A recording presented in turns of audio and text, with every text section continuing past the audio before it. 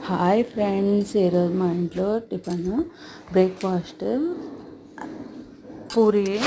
దానికోసం అరటిపండు తెచ్చుకొని వాటితోటి చికెన్ తయారు చేస్తున్నాను. ఫస్ట్ అరటిపండు అన్నిటిని కట్ చేసుకొని ఒక బౌల్లోకి వేసుకోవాలి. దాంట్లో షుగర్ వేసేసుకొని పాలు వేసేసుకొని ఒక 5-10 మినిట్స్ అనేది పక్కకు పెట్టుకున్నాము అంటే మనం పూరి కాల్చే లోపల ఎంతో టేస్టీగా ఉంటుంది. మనం దాన్ని అద్దుకొని తిన్నాము అంటే మేము పూరీలోకి మ్యాంగో జ్యూస్ తింటాము, బనానాది కూడా తింటాము. ఎంతో టేస్టీగా ఉంటాయి. మనకు పూరీలు మనము తడిపేటప్పుడు కొంచెం బొంబాయి రవ్వ వేసుకున్నాము అంటే పూరీ పిండి పూరీలు ఎంతో బాగా పొంగుతాయండి.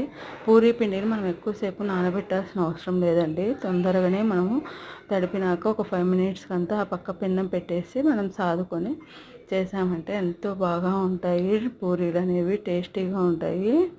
మీరు ఎప్పుడైనా ఇలా ట్రై చేశారా? బనానా పూరి అనేది మనకు ఎంతో టేస్టీగా ఉంటుంది. బనానాస్ కూడా మనకు ఎంతో హెల్తీ కదా. బనానాను రోజు ఒకటి తీసుకుంటే మనకు కాల్షియం అనేది ఎముకలకు అన్నిటికీ మంచిదని ఎంతో చెప్తున్నారు డాక్టర్స్ కూడా.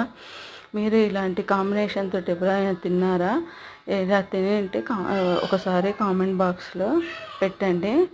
ఇలా చేయడం ఎంత బాగా నచ్చిందో మీకు అందరికీ చెప్పండి. ఒకసారి పూరీలను చూడండి ఎంత బాగా పొంగాయో. ఈరోజు ఒక చిట్కా చెప్తాను నేను.